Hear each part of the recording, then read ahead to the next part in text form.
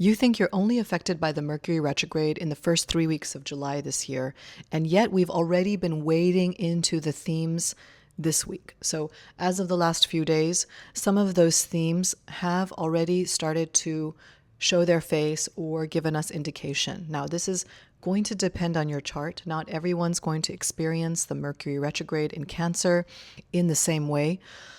But it is just to say that there is a long on-ramp starting now into the first 3 weeks of July when it's the actual retrograde period, the time where we're going to feel things most intensely. And then there's an off-ramp into the first week of August. So it's actually quite a long time in which we will be focused in one portion of our life for a moment. And this is especially the case if you are born in 1974 and 1975, in which case this year, this Mercury retrograde is about really getting into the nitty-gritty of the thing that you never want to do, the thing that you have the greatest resistance to. That could be a financial matter, that could be a family matter, that could be a vulnerability matter, a partnership matter. It depends on your chart. But the thing is that it's that thing that you just kind of need to keep grappling at and that you need to keep understanding about yourself. And Mercury's retrograde in this period is going to shine a torch.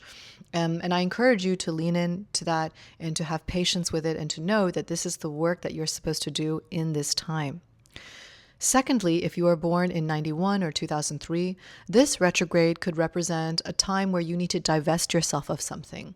So letting go of something in your life. Again, it depends on your chart, but it's an opportunity to also not resist needing to let go of that thing. And use this retrograde as an opportunity to do some proverbial housekeeping.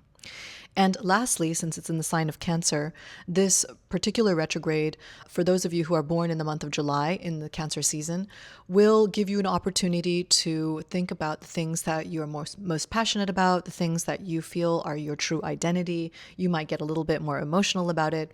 As I mentioned in my last video, this is an emotive time. It's a time where our thinking mind is definitely less logical than it usually is. And so we're leaning into that more. We're kind of getting into more of our intuitive state and we're dreaming up these ideas. And you can use the retrograde as an opportunity to do that. July is going to be action-packed. There are a lot of different transits. August is the same thing. And so what we're seeing here is really that the retrograde is the backdrop in which all of this is operating. We're going to be in our little vortex of things as all the other transits are also happening at the same time. This is just one thing to consider and to think about.